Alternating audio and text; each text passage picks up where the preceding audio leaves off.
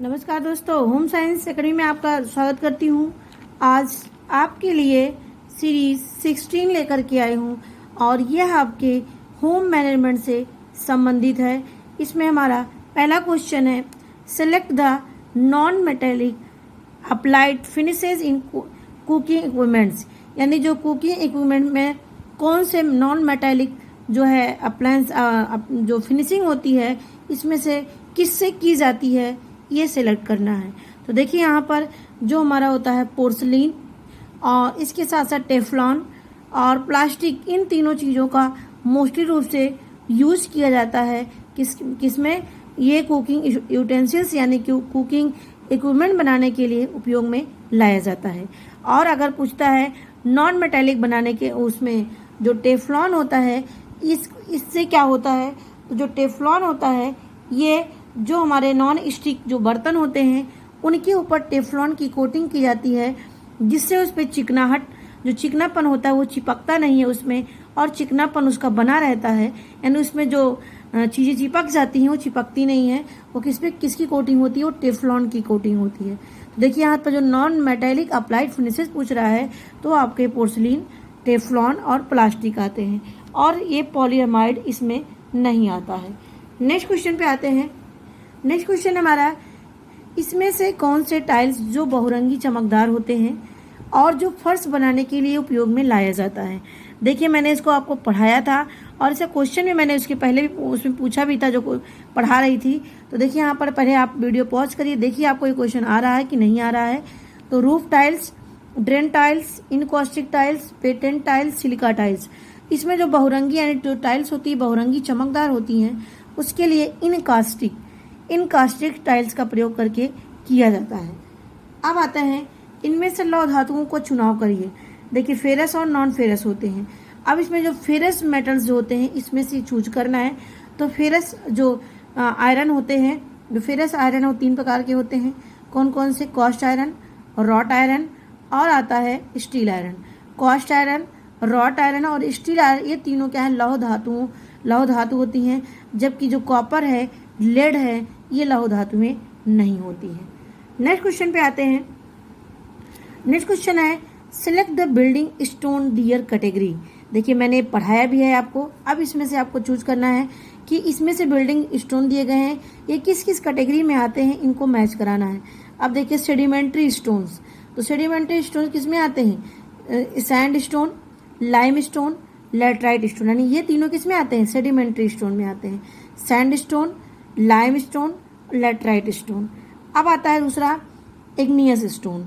Igneous stone में granite, basalt और trap आते हैं। क्या आते हैं, इसको हम आग्नेय शैल कहते हैं। तो आग्नेय जो स्टोन होते हैं उसमें ग्रेनाइट, बेसाल्ट और ट्रैप आते हैं। तीसरा आता है मेटामॉर्फिक। मेटामॉर्फिक में हमारे जो मार्बल बनते हैं, जो संगमरमर होते हैं, वो नीस इसको बोलते हैं। देखिए इसकी स्पेलिंग थोड़ी जी से शुरू होता है और इसको पढ़ते हैं नीस। तो नीस, क्वार्टजाइट और मार्बल ये मेटामॉर्फिक में आते हैं।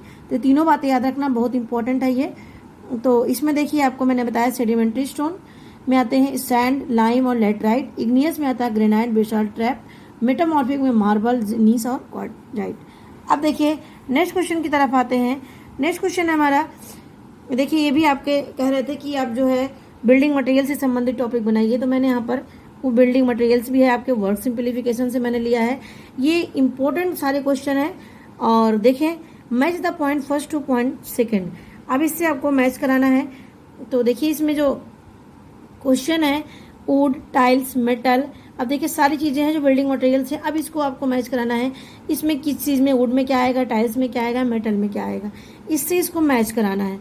अब देखिए जो वुड है, वुड क्या है, अब देखिए वुड कितने प्रकार के होते हैं। यानी कहने का मतलब वुड की जो वैरायटियाँ होती है उसको नाम आपको पता होगा तब आप उससे मैच करा लेंगे। जैसे सागौन का वुड होता है, देवदार, टीक और शीशम।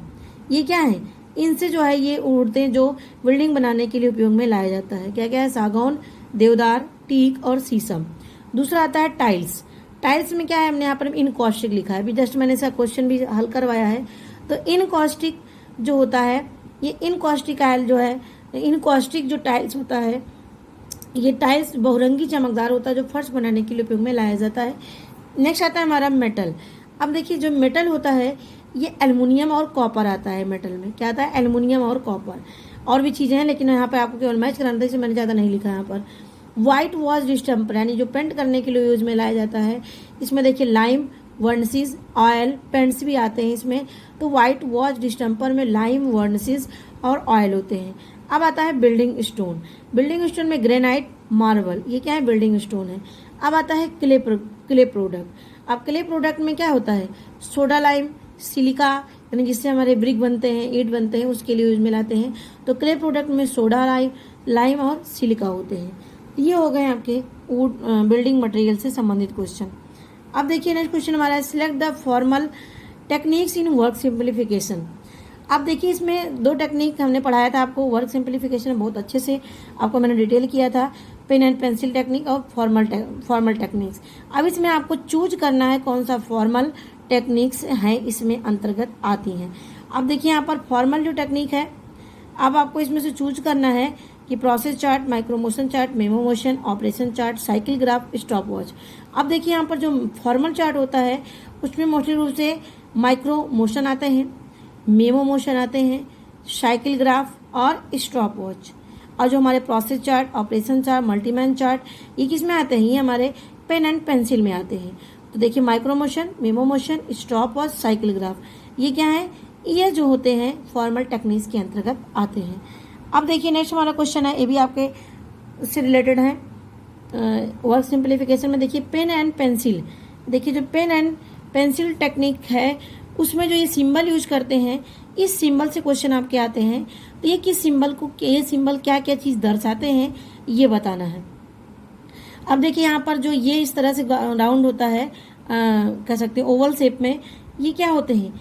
ये जो होते हैं ये एक स्थान से दूसरे स्थान तक ले जाने के लिए प्रयोग में लाया जाता है। यानी देखिए ये इस तरह से जब ओवल शेप में बना होता है वो एक स्थान से दूसरे स्थान तक ले जाने के लिए होता है। यानी जो गृहिणी काम करती है एक स्थान से दूसरे स्थान जाने के लिए यहाँ पर ई सिंबल का यूज करते हैं। दूसरा आता है गोला, गोल में राउंड जिसको बोलते हैं, राउंड में। और ये जो क्या करता है, ये क्रिया को व्यक्त करता है। क्या करता है? क्रिया को व्यक्त करता है। और तीसरा आता है इस तरह जो स्क्वायर बना होता है, ये स्क्वायर जो है शो करता है, ये हमारा निरीक्षण करने का क्या करता है? जो स्क्वायर है इस तरह से बना होता है, इंस्पेक्शन को शो करने का काम करता है। लास्ट हमारा डॉट है जिसको हम इसका जो उपयोग करते हैं ये मुख्य रूप से दोनों को काम को बताता है, क्रिया और गति, यानी काम भी हो रहा है, चल भी रही है, कोई काम भी हो रहा है, यानी इस तरह चलते हुए काम हो रहा है, तो ये आता है डी में। यानी इस तरह से जब सिंबल डॉट जैसा बना होता है और ये क्या होते हैं? क्रिया और गति को बताने का काम करते हैं। और स्क्वायर जो है निरीक्षण करने का काम बताते हैं। और जो ओवल शेप होता है ये एक स्थान से दूसरे स्थान पर जाने के लिए होता है। और जो राउंड होता है, ये जो राउंड है ये क्रिया को केवल बताने का काम करते हैं। ये बहुत इंपॉर्टेंट क्वेश्चन, आप किसी भी एग्जाम में ये आ सकते हैं। नेक्स्ट क्वेश्चन की तरफ चलते हैं। नेक्स्ट क्वेश्चन हमारा है, देखिए यहाँ पर मैंने लिखा नहीं, ऊपर ये आपको मिलान करना है। क्या ये मैच करना है क्वेश्चन को। ये जो आपके पेन फॉर्मल टेक्निक्स है, micro motion, memo motion, cycle graph, stop watch, देखिए इसी लाइन से आपके सारे कॉन्सेप्ट क्लियर हो जाएंगे। और ऐसे ही मैं अपने वीडियो में बताई हूँ, वहाँ से भी जा करके आप देख सकते हैं डिटेल में। अब देखिए माइक्रो मोशन क्या करता है? ये analysis of the hand and body movement, यानी हमारे हाथों का एनालिसिस करता है, हम हाथों से क्या काम कर रहे हैं, क्या उठा रहे हैं, क्या रख रहे हैं, कैसे काम कर रहे हैं। साथ साथ में पूरी बॉडी का मूवमेंट देखता है कि किस तरह से बॉडी मूव कर रही है। इसके लिए माइक्रो मोशन के द्वारा इनका हम अध्ययन करते हैं, हैंड का और बॉडी मूवमेंट का पूरा, यानी स्पेशली रूप में हैंड का और पूरे बॉडी का मूवमेंट का। दूसरा आता है मेमो मोशन। मेमो मोशन में क्या है? Study of the whole movement with time management, यानी इसमें पूरे मोमेंट क्या क्या कितनी चीज़ों पर हम क्या कर रहे हैं, पूरी गति का अध्ययन करता है। साथ में ये भी देखता है कि हमारा टाइम कितना लग रहा है, ये भी देखने का काम करता है मेमो मोशन में। यानी मेमो मोशन होल मूवमेंट पर भी अध्ययन करता है, साथ में टाइम कितना लग रहा है इसको भी देखता है मेमो मोशन में। साइकिल ग्राफ में क्या होता है? ये यूज ऑफ रिंग, यानी क्या होता है इसमें एक रिंग यानी अंगूठी का प्रयोग करते हैं और उस अंगूठी में इस तरह से अंधेरे में यूज किया जाता है जिससे वो लाइट उसमें लगी होती है। जो भी जिधर भी काम कर रही है गृहिणी वो लाइट की तरह दिखाई पड़ता है कौन सा काम कर रही है। तो इससे उसके रिंग में जो लगे हुए बल्ब होते हैं उससे इसका अध्ययन किया जाता है। और इसको साइकिल ग्राफ को क्रोनो साइकिल ग्राफ से भी नाम से भी जाना जाता है। और नेक्स्ट हमारा आता है स्टॉप वॉच। अब देखिए स्टॉप वॉच जो होता है ये study of the work with use time each second, यानी देखिए ये पूरे कार्य का अध्ययन करता है, साथ में प्रत्येक सेकंड में आपने क्या काम किया इसका मैनेजमेंट करता है स्टॉप वॉच। हमने आपको इसको अच्छे से बताया है वहां पर। तो स्टॉप वॉच में देखिएगा ये भी मतलब पूरे वर्क का अध्ययन करता है, लेकिन यहाँ पर है टाइम मैनेजमेंट यानी टाइम का अध्ययन ये भी करता है, ये हमारा मेमो मोशन भी। लेकिन जो स्टॉप वॉच होता है प्रत्येक सेकंड में क्या कार्य है, कहाँ घूम रहे हो, कहाँ मूवमेंट कर रहे हो, क्या चीज उठाई कितने देर में, इन सब पूरे का अध्ययन करता है स्टॉप वॉच।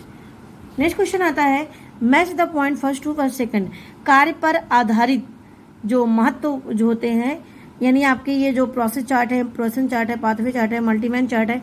अब यहाँ पर मैंने आपको क्या बताया था, ये आपका फॉर्मल था। अब ये आपका है पेन एंड पेंसिल टेक्निक को उसके कार्य से मैच कराना है। अब देखिए ये जो प्रोसेस चार्ट होता है, इस प्रोसेस चार्ट में to study step by step to each work use symbol. अब देखिए हमने यहाँ पर क्या लिखा है कि ये प्रोसेस चार्ट में क्या होता है, प्रोसेस मतलब प्रक्रिया, ये पूरे स्टेप बाय स्टेप कार्यों का अध्ययन करता है कि कौन का काम कितने समय में कब कैसे हुआ, प्रत्येक वर्क का अध्ययन करता है। और इसी में ही प्रोसेस चार्ट में जो मैंने अभी सिंबल आपको बताया वो सिंबल का यूज किया जाता है ये प्रोसेस चार्ट में। तो इसमें सिंबल का यूज करते हैं और स्टेप बाय स्टेप प्रत्येक कार्य का अध्ययन किया जाता है। दूसरा आता है ऑपरेशन चार्ट। ऑपरेशन चार्ट में क्या होता है, यूज ऑफ टू हैंड, यानी इसमें दोनों हाथों के अध्ययन पर बल देता है, यानी दोनों हाथों का अध्ययन करता है कि बाएं हाथ से हमने क्या काम किया, केवल दाहिने हाथ से ही काम कर रहे हैं, यानी प्रत्येक हाथों का ये अध्ययन करता है। और इसमें प्रत्येक हाथों के लिए दो सिंबल का यूज करते हैं, एक जो है हैंड को के लिए और एक शोल्डर के लिए प्रयोग किया जाता है, यानी एक छोटे सर्किल होता है, एक बड़ा सर्किल होता है। तो ये होते हैं हमारे ऑपरेशन चार्ट। अब तीसरा आता है हमारा पाथवे चार्ट। पाथवे चार्ट क्या होता है, use pen and yarn for analysing. हमने आपको बताया था जो थर्विक की जो स्टडी थी जिसमें मैंने काफ़ी डिटेल में बताया था, उन्होंने वर्क सिंप्लीफिकेशन पे अध्ययन किया था और इन्होंने पिन और धागे का प्रयोग किया है, यानी एक तरीके से चार्ट बनाया है जिसमें पिन और धागे का प्रयोग करके कि कहाँ पर लेडी कितने मतलब कहाँ से मूवमेंट किया, कहाँ जा रही है, उसको पूरा धागे के द्वारा उसको एनालाइज कर देते हैं पिन और धागे के द्वारा। तो जो पाथवे चार्ट होता है इसमें पिन और धागे का प्रयोग किया जाता है। थर्विक का जो सिद्धांत है उसी पर इन्होंने ये पाथवे चार्ट बनाया था। मल्टीमैन चार्ट लास्ट में आता है। मल्टीमैन ये क्या करता है, एनालिसिस विद कंपैरिजन, यानी पूरे कार्य का कंपैरिजन करता है मल्टीमैन में। इसमें एक से अधिक व्यक्ति यानी 2 से अधिक व्यक्ति की इसमें आवश्यकता होती है। इसमें सारे लोग मतलब कि मिल करके एनालाइज करते हैं कौन काम कितने समय में हुआ, कैसे हुआ, ये काम इतने कम समय में होना चाहिए था, इतना ज़्यादा समय ले लिया, यानी ऑल ओवर पूरा अध्ययन करता है मल्टीमैन चार्ट। तो ये हो गए आपके वर्क सिंप्लीफिकेशन संबंधित क्वेश्चन। अब आते हैं इनमें से ग्रीन बिल्डिंग में प्रयोग किए जाने वाले 3R का चुनाव करिए। मैंने आपको पढ़ाया है 3R ग्रीन बिल्डिंग में, रेड्यूस, रिफॉर्म, रीयूज, रिसाइकिल, रीइंफॉर्म। इसमें से आपको चूज करना है 3R क्या कौन से इसमें होते हैं।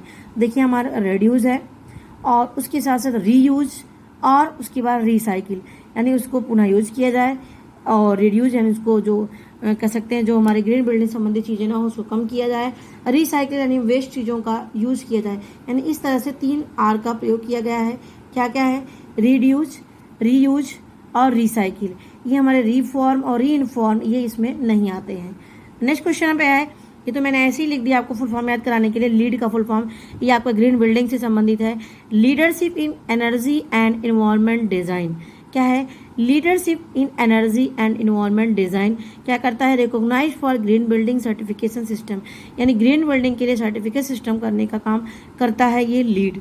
अब देखिए नेक्स्ट क्वेश्चन पे आते हैं। नेक्स्ट क्वेश्चन हमारा है ग्रीन बिल्डिंग मटेरियल का चुनाव करिए। अब देखिए इसमें ग्रीन बिल्डिंग का मतलब जो हमारे जो बिल्डिंग बनाएंगे जो इको फ्रेंडली होगा उसके लिए कौन कौन सी चीज़ें उपयुक्त होंगी, जो नुकसानदायक नहीं होगी, जो यूजफुल होगी और वो हमारे ग्रीन बिल्डिंग के लिए उपयोगी होगी। अब देखिए यहाँ पर क्या है, earthen lamp, bamboo, plastic board, thatch, structural है, और उसके बाद है इंसुलेटेड पैनल्स, इंसुलेटेड देखिए यहाँ पर है इंसुलेटेड पैनल, और उसके बाद है फाइबर ग्लास। अब देखिए जो अर्थन लैम्प है ये हमारी ग्रीन बिल्डिंग में आते हैं।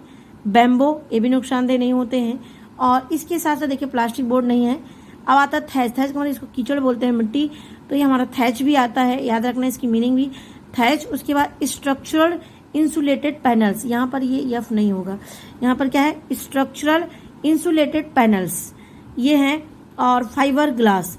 तो देखिए ये देखिए SIP, ये इसका फुल फॉर्म मैंने यहाँ पर शॉर्ट में लिख दिया, SIP यानी स्ट्रक्चरल इंसुलेटेड पैनल्स होते हैं। ये भी क्या है, ग्रीन बिल्डिंग के अंतर्गत आते हैं। और इसके बाद है, ये आपके हो गए ग्रीन बिल्डिंग मटेरियल से संबंधित। अब नेक्स्ट हमारा आता है फाइबर की विशेषताएं, इनमें से कौन सा नहीं है, इसका चुनाव करिए।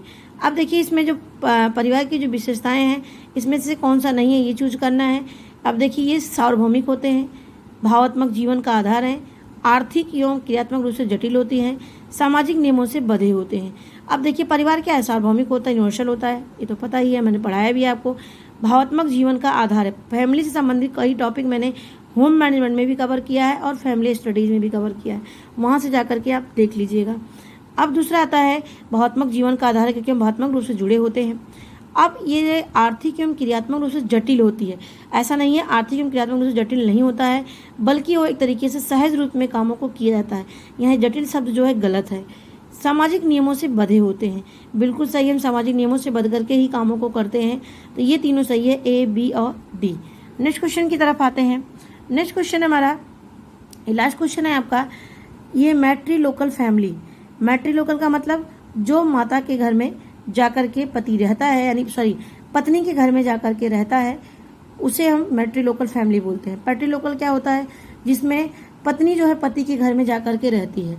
तो ये इस तरह से है। और इसमें आपको देखिए मैट्रिलोकल फैमिली के वो होते हैं जिसमें पति अपने पत्नी के घर जाकर रहता है।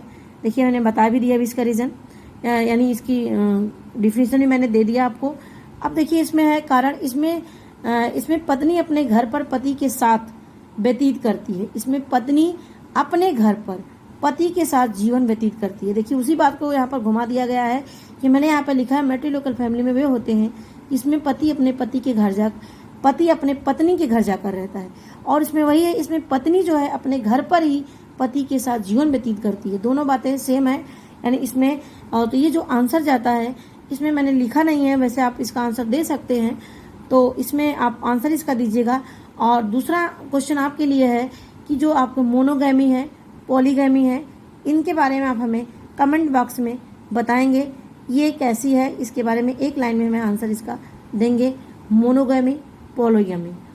अब आते हैं, अब हमारा ये यहाँ पर क्वेश्चन खत्म होता है, फिर नेक्स्ट मैं आपके लिए लेकर के आऊँगी। तो मेरी वीडियो देखने के लिए आपको धन्यवाद, और इसको ज़्यादा से ज़्यादा लाइक करिए, शेयर करिए और सब्सक्राइब इस चैनल को अवश्य कर लीजिए। आपको निश्चित ही कोई भी तैयारी आप कर रहे हो, इस चैनल से आपको निश्चित ही मदद मिलेगी। तब तक मेरी वीडियो देखने के लिए आपको धन्यवाद, और क्वेश्चन का आंसर आप हमें अवश्य दीजिएगा। मेरी वीडियो देखने के लिए आपको धन्यवाद।